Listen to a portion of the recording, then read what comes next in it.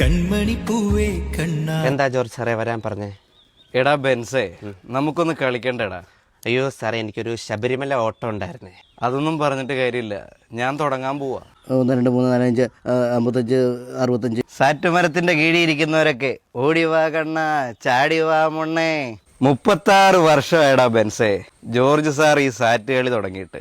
അതിനിടയിൽ അറിഞ്ഞും അറിയാതെ ഒരുപാട് എണ്ണത്തിനെ ഞാൻ ഈ സാറ്റ് മരത്തിന്റെ കീഴിലിട്ട് പിടിച്ചിട്ടുണ്ട്. അതിലൊന്നും എനിക്ക് ഒരു റിഗ്രറ്റും ഇല്ലടാ. 2 എണ്ണത്തിനും കൂടെ സാറ്റ് വെച്ച് ഈ യൂണിഫോമിൽ നിന്ന് ഇറങ്ങുമ്പോ ജോർജ് സാറ് പഴയ ജോർജ് സാറ് തന്നെയാടാ. ഹലോ ജോർജ് മോനെ, നീ ആരെയാടാ ഈ പറ്റിക്കാൻ നോക്കുന്നേ? എന്നെയോ? നിന്നെ പിടിക്കാൻ ഈ ജോർജ് സാറ് വന്നിട്ടുണ്ടേ.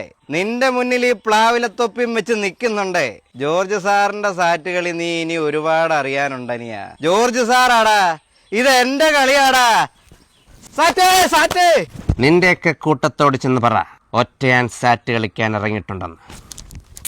1 2 3 എന്നല്ലേ തിരക്കളി.